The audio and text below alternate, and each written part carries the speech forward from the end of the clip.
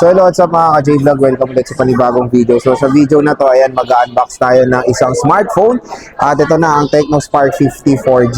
So maganda nga ito na kayang perfect na smartphone para sa inyo. Tara, pag-usapan natin.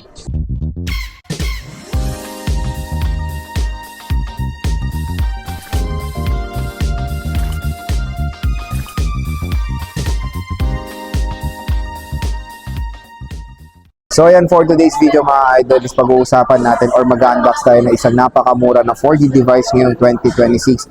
This is a Tecno Spark 50 4G. So pagpasensya nyo na sa outdoor tayo kasi ano tayo, parang travel tayo ngayon. Kaya mag-vlog tayo ngayon dito sa outdoor. And this time ang topic nga natin is a Tecno Spark 50 4G. So itong smartphone na to is yun. Shoutout sa mga nakanood ng ating pagbili dito and unbox na natin siya. At kung interested kayo makuha ito ng sobrang mura, dito lang kayo bibili sa ating product link. So tap na yung video, yan dito, view products, mura at bagsak presyo na makuha itong Tecno Spark 50 4G. At ang magandang balita pa, pag dito kayo bumili sa ating link, meron pa kayo additional discount voucher na makukuha na up to 1 to 2,000 pesos off.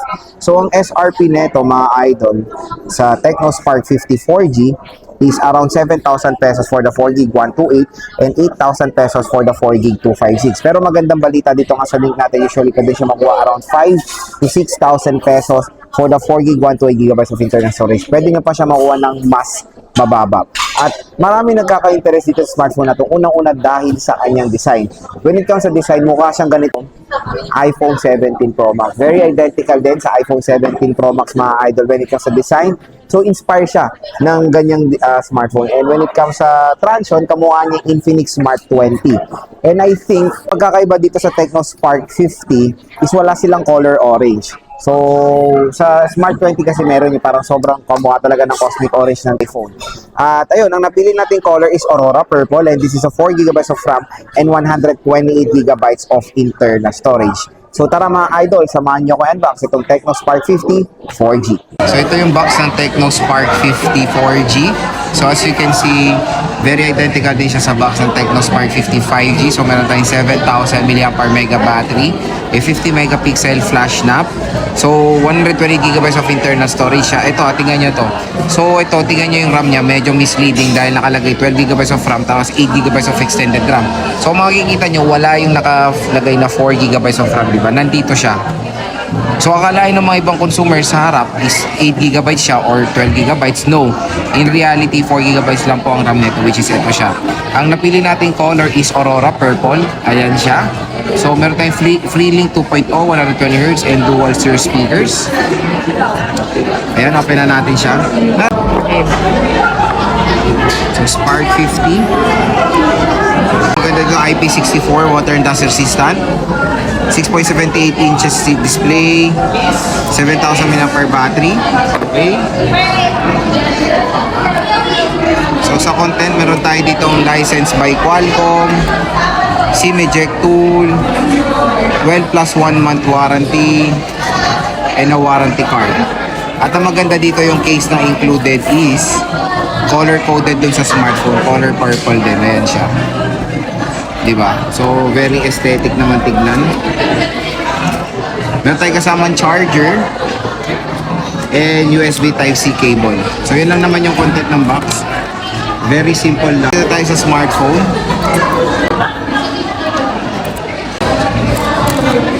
Ayan. So, tingnan natin yung color niya in Aurora Purple. So, in 3, 2, 1. Oh, di ba? Tingnan niyo yung itsura nitong Tecno Spark 50 4G. Mukha rin siya ang ayan, no? Di ba? When it comes sa silhouette ng camera module, mukha siyang iPhone 17 Pro Max. Even yung placement nung flash and yung bilog na yan. So meron tayo ditong triple cutouts pero ang camera module lang niya is isa. Kasi I think ito sensor tapos ito sensor din. So matte finish siya. Yung pagka Aurora Purple niya in person para siyang color white din or parang light na light talaga siya. Sa right side nandito ang ating power button and yung kanya volume rocker. So yung power button niya nagsisilbi rin tong fingerprint scanner. Sa taas naman ng smartphone nandito yung ating speaker grills. Sa left side is SIM tray. Sa baba naman is a 3.5mm headphone jack, microphone type support at speaker grills. So dual stereo speakers itong si Tecno Spark 50 4G. And ang magandang balita, out of the box meron na siyang pre-installed na screen protector out of the box.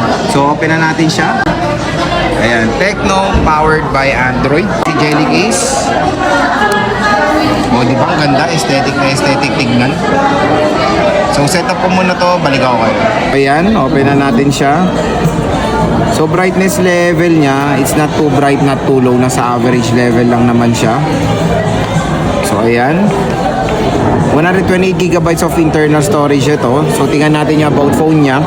So, out of the box na Android 16 na siya with iOS 16. MediaTek Helio G81. So, 20 gigabytes na agad yung nakain na storage niya. So, 100 plus pa naman. Ito yung battery talaga ilalaban mo dyan. 7,000 mAh battery capacity. HD plus 720p resolution at naka Android 16 na siya. Ayan. So, sa refresh rate, ayan, maganda dito, meron siyang high brightness mode. Refresh rate niya up to 120 Hz yung refresh rate naman siya. Pwede natin i-custom yung refresh rate niya. So sa settings, gawin natin 120 Hz. Ayan. So try natin yung camera. So nasa indoor tayo. Let's check. Ayan, nagpa-process siya using AI. O yun, lumilinaw naman. At magpapakita naman ako ng mga photo samples nito sa ibang video natin mga idol. So ayan mga idol, ang ating unboxing dito sa Tecno Spark 50 4G. Kung interested kayo, i-click nyo na yung product link nito dito sa ating video. So tap na yung video dito sa section na to, View Products. Mura at bagsak presyo lang makukuha itong Tecno Spark 50 4G. So next mga idol is pag-usapan natin yung first impressions ko dito sa smartphone na to. So naano ko na siya na first impressions ko na siya based sa kanyang specifications. And this time, first impressions natin na ngayong actual hawak na natin yung unit. So ang maganda dito unang-una yung kanyang case. So when it comes sa casing kasi netong smartphone na to is color-coded doon sa kanyang smartphone.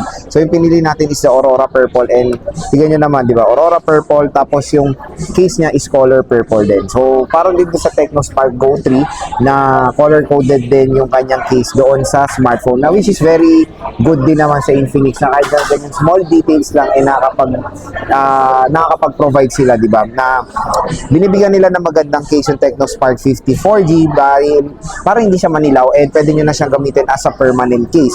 So yun, design and aesthetic, napaka-solid. The silhouette ng kanyang camera module is mukha talaga siyang iPhone 17 Pro Max. Legit naman, tignan nyo naman, di ba?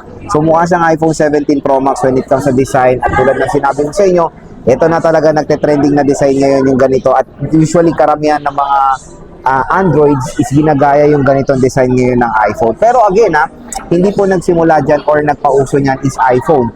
Ang parang nagsimula or nagpa-hype ng ganitong design is Poco, tapos ang ginaya ni iPhone, ayan, marami na rin gumaya. So yun, napakaganda, and pag ginamit niya siya outdoor, pag malayuan, nakakalain ng consumer na iPhone ang gamit niya. So kung gusto niya na isang smartphone or iPhone 17 Pro Max lookalike, ito na rin na magandang consider is yung Tecno Spark 50 4G. And nakakagulat, 7,000 mAh battery capacity siya, pero magaan din naman itong smartphone na to, and manipis din naman siya kahit papano. So hindi naman kayo mahihirapang bitbitin itong si Tecno Spark 50 4G dahil hindi naman siya po ganun kabigat. Yung kanyang display, sa display, ito talaga dito, ang laki. Ang laki ng display niya, it's 6.78 inches. Although it's IPS LCD display and an HD plus 720p resolution, real talk lang when it comes sa kanyang resolution and display quality for its price or SRP, hindi po yan perfect fit, lalo na 4G lang to.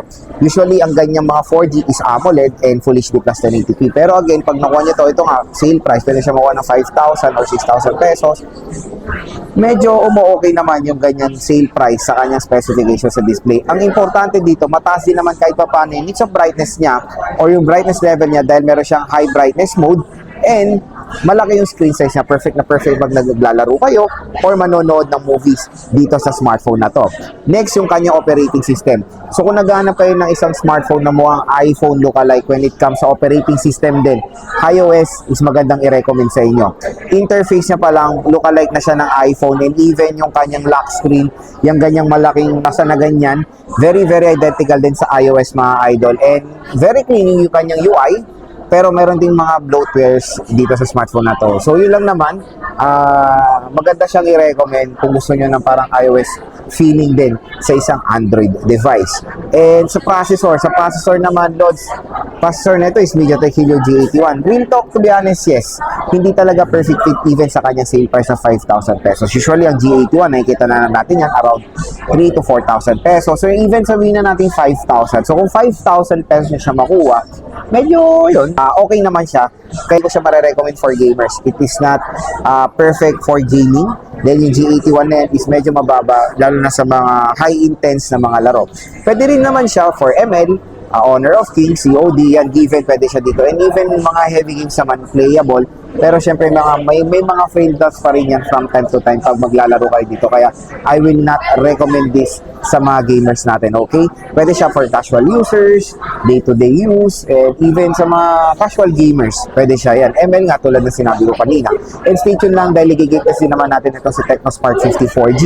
Camera performance, as you can see, tingnan nyo, tatlo yung lente niya. Pero in reality, isa lang po gumagana dyan, which is a 50 megapixel.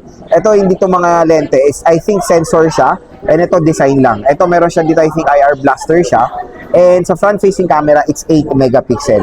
And nagpakita ko kanina ng photo sample, diba? Nag-try tayo kanina ng photo sample. Indoor shot, medyo okay naman kasi malaking tulong din yung AI processing netong si Tecno Spark 54G. Ayan. So, okay naman siya mga idol. And stay tuned lang dahil ika-camera test din naman natin siya sa outdoor. So, titignan natin yung quality talaga netong smartphone na to sa outdoor shots. Pero specs-wise for his price, pwede na. Pero iba magtataka dito, Lods, okay ba yung kanyang RAM at ROM? So to be honest, ito sinasabi ko na sa inyo, new normal na talaga ang 4GB of RAM ulit. Bumabalik na sa new normal ang 4GB of RAM for a price tag na, ayun nga, 5,000, 6,000, 7,000. Nakikita na ulit natin siya. Ang isang reason yan dahil tumaas daw po ang mga RAM. Tumaas ang presyo ng RAM and even 8GB of RAM, nagiging new normal na yan sa mga presyo na 20,000, di ba? And yun yung isang reason. Pero kaya magiging acceptable na ngayon ng 4GB of RAM sa ganitong presyoan and even 120GB. No worries, usable naman yan. At pwede pa naman niya magamit in today's kumbaga in today's real-time activities. So, yun nga, tulad na sinabi ko sa inyo kanina, pag mga casual things, day-to-day work, or sabihin na nating mga casual gaming, pwede rin naman kahit pa paano 4GB of RAM netong smartphone na to. Ang pinakapanalo talaga dito sa Tecno Spark 54G rin is yung battery capacity. Napakalaki, 7,000 mAh battery capacity ang offer neto. Biruin mo yung battery neto parang pang tablet level na. So, asahan nyo na kung naghanap kayo ng isang smartphone na sobrang kunat ng battery performance, ito na rin ang magandang i-recommend sa inyo. Battery pa lang, panalo na. At syempre ang pinakaminang nahihila dito, lalo na for its price naman acceptable, it's yung charging rate. So, it's 18 watt fast charging rate and asahan nyo for an 18 watts tapos 7,000 mAh, 2 hours 30 minutes siguro bago ma-full charge or even 3 hours bago siya ma-full charge. So, parang sabihin na natin, tinerno mo yung 5K mAh battery sa 10 watt charging rate. Ganon siya kalayo. So, ang laki kasi ng battery niya kasi 7,000 mAh battery capacity. Pero again, performance-wise, when it comes sa battery, all goods, doon lang tayo medyo magiging skeptical sa kanyang charging rate. Ang maganda pa sa Tecno Spark 54G is yung kanyang charging, is yung kanyang water protection. It is protected ng IP64 water and dust resistant. So, sa mga consumers natin na yan, naghahanap ng isang smartphone na gagamitin for navigating, umulan, ayan, no worries, hindi nyo na po kailangan lagyan ng plastic to para hindi po siya masira or mabasa. Dahil kahit okay na siya mabasa dahil meron siya protection for that kind of scenarios. And again, hindi po siya recommended malublob sa tubig dahil yung kanyang IP rating medyo mababa. Is water resistant with certain kind of pressure or raindrops or accidental drops or accidental spillage, pero it is not recommended na i-submerge to sa water dahil mababa po ang IP rating niya. So yung mga ka-J-Vlog, ang ating first impression so far dito sa Tecno Spark 54G, isang napakasulit din na smartphone ngayon 2026. Kaya kung interested kayo dito, ayan, tap mo yung video dito. View products, merong product link yan or dito sa video natin, may product link yan. Click nyo na yan dahil mura at magsa-presyo na mo itong Tecno Spark 54G. Abangan nyo na lang po ang ating full review, game test dito sa smartphone na to.